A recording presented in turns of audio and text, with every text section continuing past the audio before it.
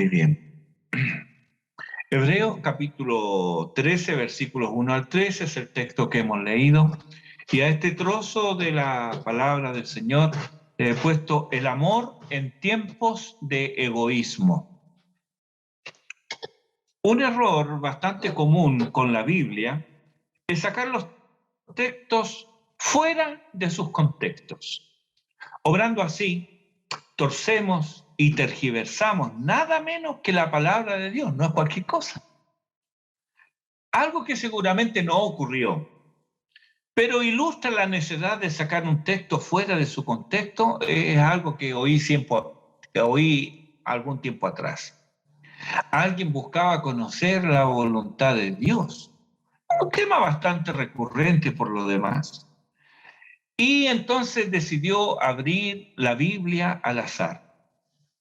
Pensaba dentro de sí, bueno, la Biblia es la palabra de Dios, ahí está la voluntad de Dios, así que donde yo abra, eso va a ser lo que yo voy a hacer, porque esa será la voluntad de Dios. Entonces abrió su Biblia y resulta que puso el dedo en Mateo 27:5. Dice ahí, y arrojando las piezas de plata en el templo, salió y fue y se ahorcó. Bueno, obviamente esa no era la voluntad de Dios para su vida. Entonces él lo intentó de nuevo y puso su dedo en Lucas 10:37 y lee, Jesús le dijo, ve y haz tú lo mismo. Perplejo, lo intentó otra vez. Y esta vez abrió en Juan 13:27, donde dice, entonces Jesús le dijo, lo que vas a hacer, hazlo más pronto. Ridículo, ¿verdad? Pues eso es lo que hacemos cuando citamos un texto fuera de contexto. Ese es un terreno pantanoso que nosotros debemos evitar. ¿Cuántos nos hablan de 1 Corintios 13 como si estuvieran hablando de mariposas en el estómago? ¿Cómo es que no se dan cuenta que ese capítulo no habla del amor romántico, sino de la actitud adecuada ante la proliferación y uso de los dones en la vida congregacional? ¿Cuántos no creen que pueden hacer cualquier cosa, aunque no tengan los conocimientos ni las habilidades, porque todo lo puedo en Cristo que me fortalece? Es que Pablo aquí en Filipenses 4:13 nos anima a desarmar un motor, a hacer una torta o a invertir en la bolsa. Los textos siempre tienen un contexto. Se encuentran dentro de un capítulo. Y este capítulo está dentro de un libro. No podemos tomar un capítulo y aislarlo del resto del libro. Aunque parezca increíble, hay quienes consideran el capítulo 13 de Hebreos poco más que un apéndice del libro, como un puñado de consejos morales inconexos con el resto del libro. Pero no es así. No tenemos ante nosotros solo algunas exhortaciones prácticas de última hora o la mano de un copista que añadió lo que pensó sería importante agregar. No. Aquí tenemos el esfuerzo continuado del autor sagrado para apartar a sus lectores de los errores a que conduce la fluctuación en la fe, la ignorancia de la doctrina y el acomodo circunstancial. Se trata entonces de revitalizar la conducta apropiada para aquellos que corren la carrera de la fe. ¿La estás corriendo? ¿Estás corriendo esta carrera? Los Gálatas corrían bien, pero alguien los fascinó, los cautivó, los atrajo a otro camino. Gálatas 3:1. Así como Satanás se disfraza como ángel de luz, también sus emisarios y colaboradores lo hacen. Y lo hacen aduciendo razones de prudencia, de conveniencia personal, de lógica y hasta de servicio a Dios. Pero obviamente bajo sus premisas y no atendiendo a la palabra de Dios. Un ejemplo de esto es lo que encontramos en Marcos capítulo 7, los versículos 9 al 13. Les decía también, está hablando Jesús, y mire cómo habla. Bien, invalidáis el mandamiento de Dios para guardar vuestra tradición. Porque Moisés dijo, honra a tu padre y a tu madre, y el que maldiga a padre o al padre o a la madre muere irremisiblemente. Pero vosotros decís, basta que diga un hombre al padre o a la madre, es corbán, que quiere decir mi ofrenda a Dios, todo aquello con que pudiera ayudarte, y no le dejáis hacer más por su padre o por su madre, invalidando la palabra de Dios con vuestra tradición que habéis transmitido. ¿Se dan cuenta? Un hijo, mira, mamá, no te puedo ayudar este mes porque lo que te tengo para ayudar es mi ofrenda a Dios, entonces no puedo ayudarte. Invalidáis. El que dice esto es Jesús.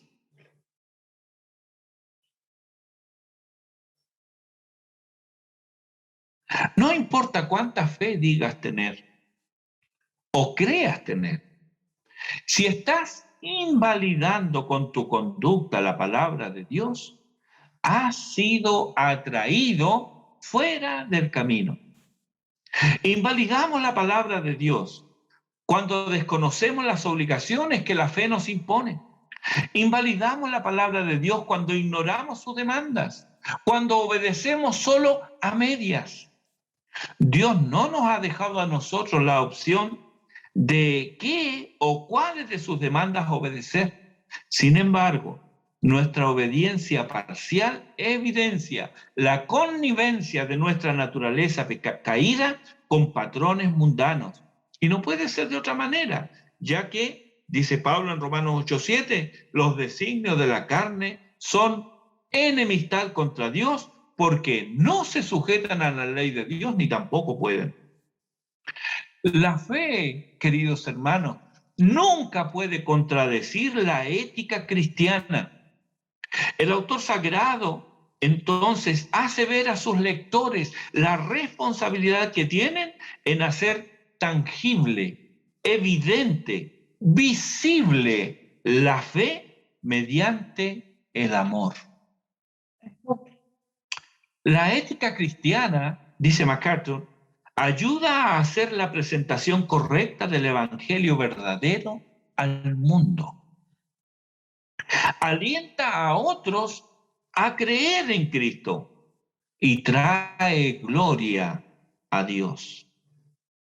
Somos objetos del amor de Dios en Cristo y lo hemos recibido de pura gracia. ¿Hemos de negarnos entonces a entregar lo que recibimos de balde?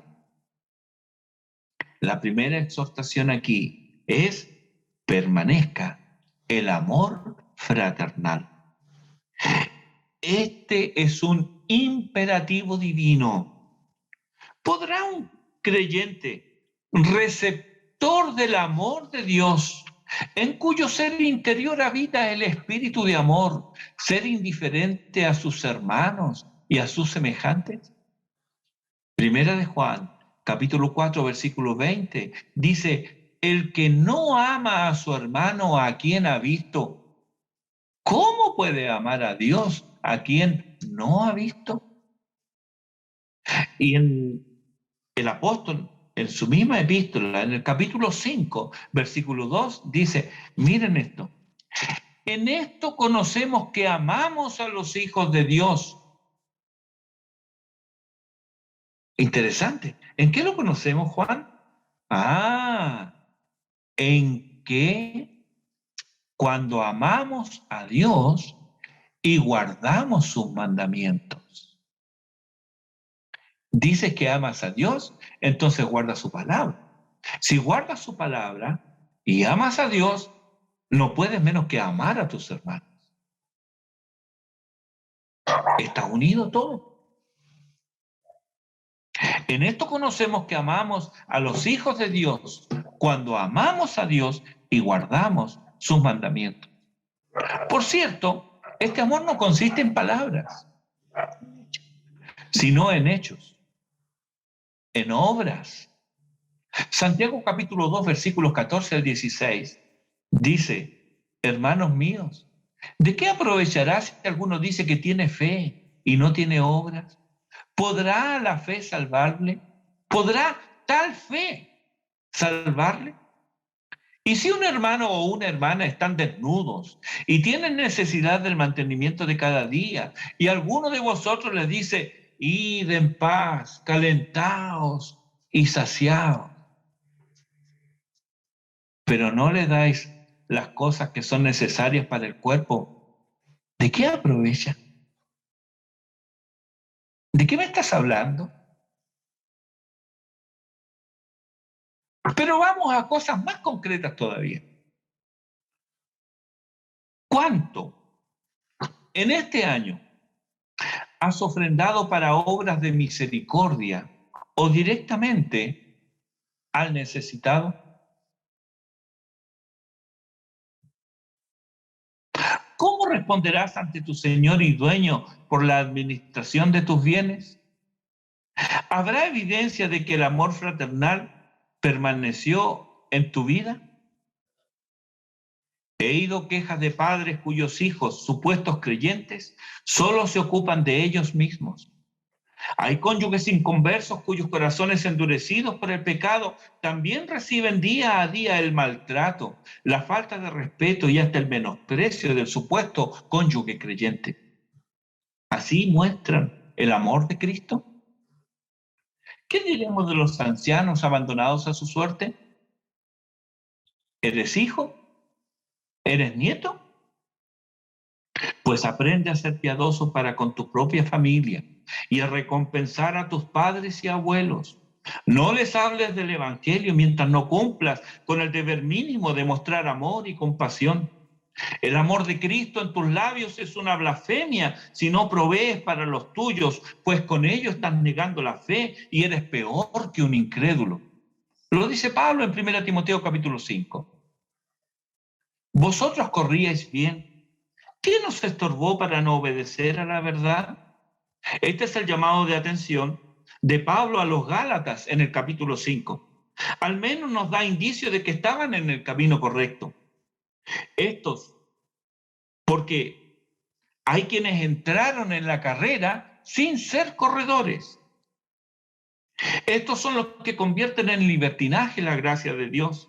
Nubes sin agua, árboles otoñales sin fruto, olas del mar que espuman su propia vergüenza. El Salmo 50, versículos 16 y 17 dice, pero al malo dijo Dios, ¿qué tienes tú que hablar de mis leyes y que tomar mi pacto en tu boca? Pues tú aborreces la corrección y echas a tu espalda mis palabras.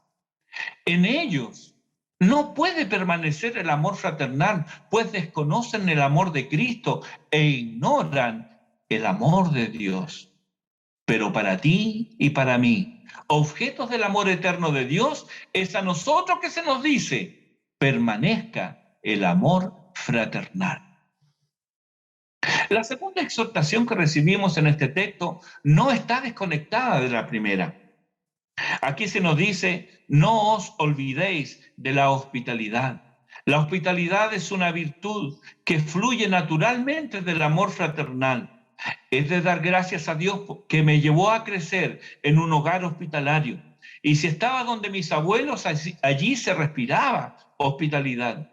Siendo niño, cada domingo en casa de mis abuelos era compartir con nuevos hermanos.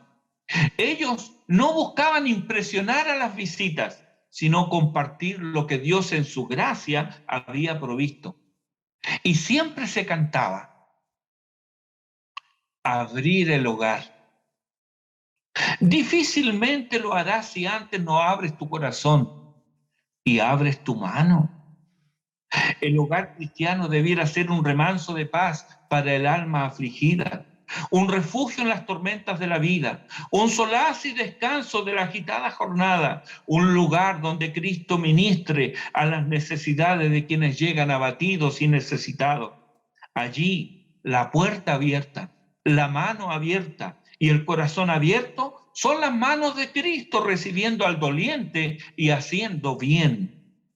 ¿Y cuántas veces nos fuimos consolados, animados y confortados por nuestras visitas enviadas por Dios y atendidas por nosotros en ignorancia de la bendición que recibiríamos? Sí, hermanos, no olvidéis la hospitalidad, porque por ella algunos, sin saberlo, hospedaron ángeles. Antecedentes hay, lo puedes encontrar ahí en Génesis 18.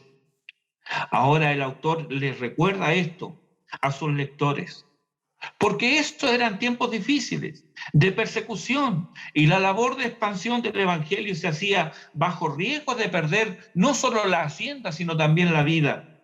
Y una tentación cercana era cerrar las puertas al necesitado a fin de no involucrarse. Yo no quiero problemas. Pero es gracias a esta labor que los perseguidos por la causa de Cristo hallaron y hallan refugio, consuelo y ayuda para continuar hasta la próxima etapa de sus peligrosos viajes. Tito capítulo 3, versículo 13 dice: a Zenas, intérprete de la ley, y a Apolos, encamínales con solicitud, de modo que nada les falte. Otro texto, entre tantos otros que nos hablan de este deber que brota del amor, es Romanos 16, versículos 1 y 2. Os recomiendo además a nuestra hermana Febe, la cual es diaconisa de la iglesia en Cencrea, que la recibáis en el Señor, como es digno de los santos, y que la ayudéis en cualquier cosa en que necesite de vosotros, porque ella ha ayudado a muchos y a mí mismo. Saber todas estas cosas es bueno. Pero dice Jesús en Juan 13, 17, si sabéis estas cosas, bienaventurados seréis si las hiciereis. Hoy muchos hogares pierden esta bendición por diversos motivos. A veces uno de los cónyuges no es convertido. Y claro, no vibra en la misma longitud de onda. No es convertido. Sus intereses son otros. Difícilmente puede recibir con agrado a otro creyente. Esa es una razón. Pero hay otra razón, donde donde vive no es dueño, por lo que no puede disponer del hogar como quisiera. Esa es otra razón. También, hermano, debes saber que la pobreza, la estrechez o la falta de comodidad no debiera ser excusa para recibir a los santos. La hermana Jovita era una mujer viuda, sin hijos, muy pobre, que vivía junto a su mascota, el cholo. Estaba casi ciega y su hogar reflejaba la pobreza en que vivía, pero ofreció su hogar para realizar reuniones y así ella podía escuchar la palabra de Dios. Esto me lo confesó ella porque a mí me dejaron a cargo de esa obra. Yo llegaba luego de mi trabajo como media hora antes de comenzar el servicio y ella, en una mesita pequeña que había hecho su difunto esposo, me esperaba puesto el mantel con un tecito.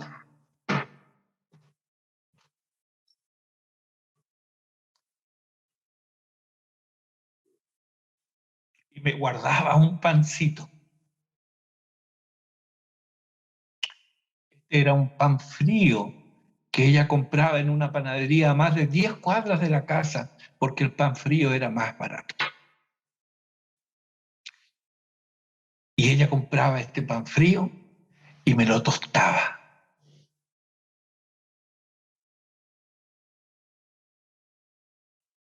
Lo untaba en margarina o a veces lo untaba con unas gotas de aceite al que le echaba un poquito de sal.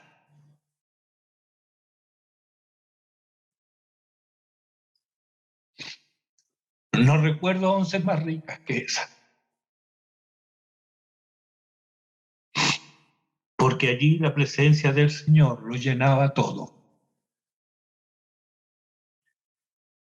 Ella siempre tenía un puesto preparado en la mesa, porque decía, esto decía ella, una nunca sabe quién vendrá. Podría ser el Señor, ¿cierto, hermano Ben? En su sencillez y pobreza, ella preparaba su mesa, pero ella antes tenía preparado su corazón para recibir a su Señor. Hasta que un día Él vino por ella.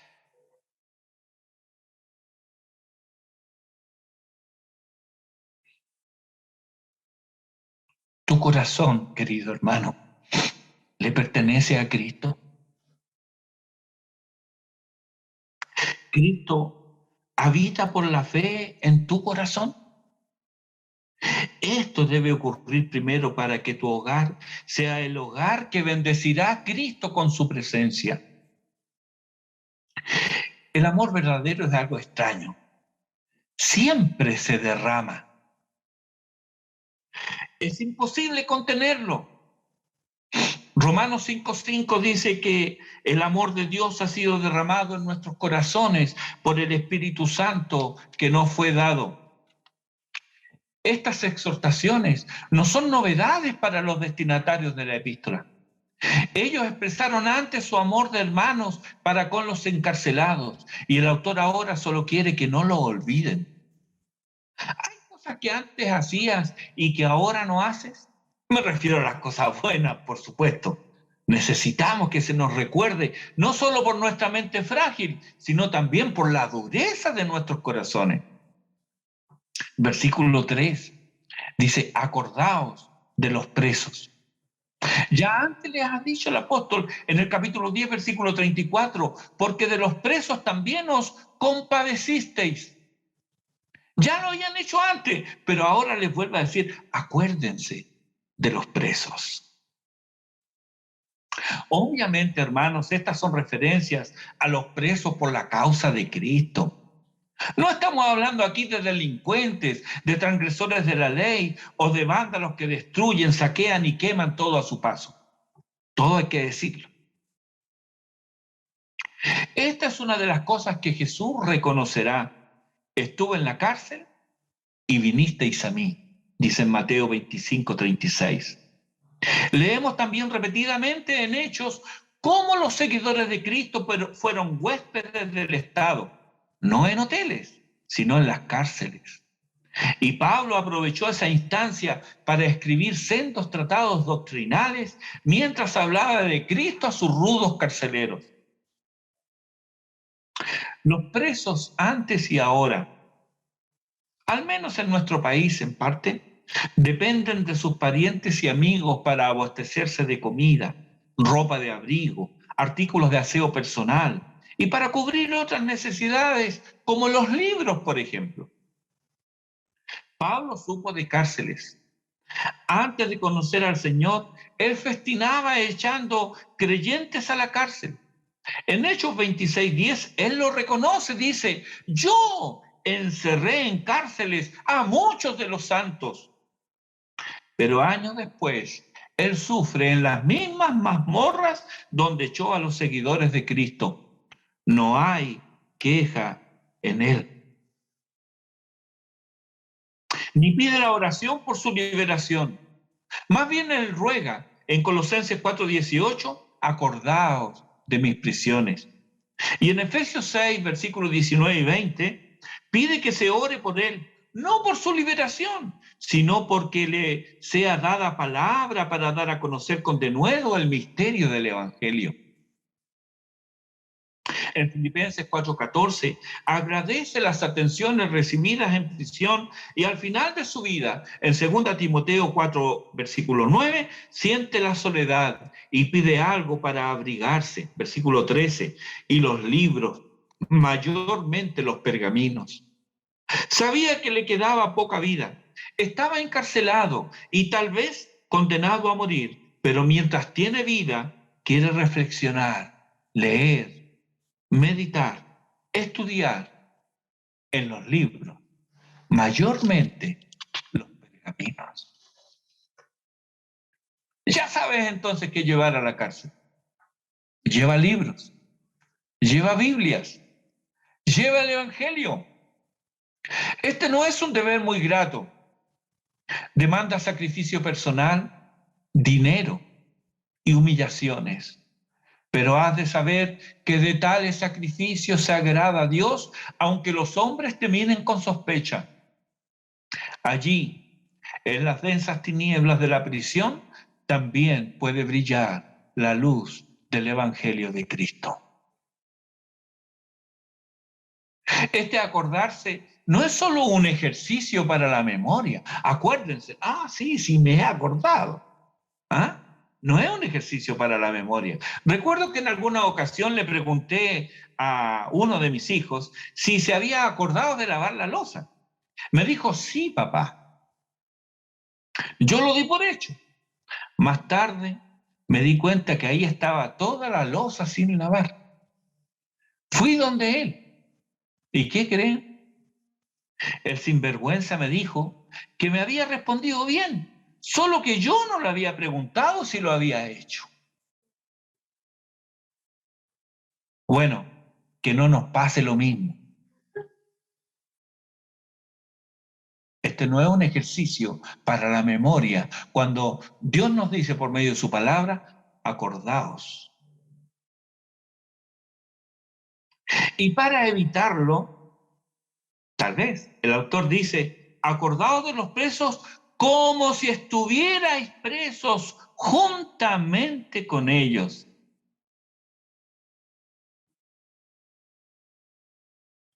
La cuarta exhortación que hay aquí, entramos de la siguiente manera. Romanos, capítulo 12, versículo 15, nos anima a llorar con los que lloran. Primero en los Corintios, capítulo 12, versículo 26, dice, de manera que si un miembro padece, todos los miembros se duelen con él. Doy gracias a Dios de que la mayoría en IBR participa conmigo en la ofrenda 13.3. Dios los bendiga. Creo también que aquí debemos considerar a los que por diversos motivos están limitados, los postrados en cama, los ancianos, los hospitalizados. Algunos llevan con mucho dolor y pesar la soledad. Tengamos un ojo misericordioso y una mirada compasiva para acompañar a aquellos que sufren. Mateo 25, en el juicio de las naciones, las acciones que el Señor considera y bendice son aquellas llevadas a cabo en personas necesitadas, solas y desplazadas. Que llevemos también a ellas la simpatía y el calor humano. Es algo que Cristo bendice y trae gloria a su nombre. Nuestro siglo y la presencia abundante del pecado en nuestro medio hace que los maltratados abunden. Hay víctimas de todo tipo, pero no olvidemos que los que están en peor condición es la víctima de su propio pecado, pues ésta no tiene sosiego, ni paz, ni consuelo, ni alegría. ¿Con qué iremos entonces a ellos?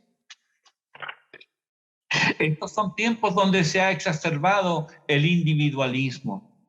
Cada cual mira por lo suyo propio sin importarle lo demás. Pero eso es el mundo. Así se comportan los hijos de las tinieblas, no los hijos de la luz. Podrán ser entonces tiempos de egoísmo y mezquindad, pero quienes se comportan así, duros e inmisericordios, nada saben del amor de Dios. Estos son los tiempos descritos por Pablo en 2 Timoteo capítulo 3, versículos 2 al 4. Habrá hombres amadores de sí mismos, avaros, vanagloriosos, soberbios, blasfemos, desobedientes a los padres, ingratos, impíos, sin afecto natural, implacables, calumniadores, intemperantes, crueles, aborrecedores de lo bueno, traidores, impetuosos, infatuados, amadores de los deleites más que de Dios. Algunos de ellos, dice en el versículo 15, 5, tendrán apariencia de piedad. Por esto, porque estamos rodeados de estos individuos, porque abunda el pecado, porque somos flacos y débiles en la fe, a nosotros se nos recuerda hoy, permanezca el amor fraternal. No olviden la hospitalidad. Acuérdense de los presos. Acuérdense de los que sufren. Esta, querido hermano, es la huella que hemos de seguir en la carrera. Pero para ello debemos poner nuestros ojos en Jesús. ¿Lo has hecho? ¿Le has entregado tu vida al Salvador? Mira, Él es tu Salvador. No hay otro, es el único.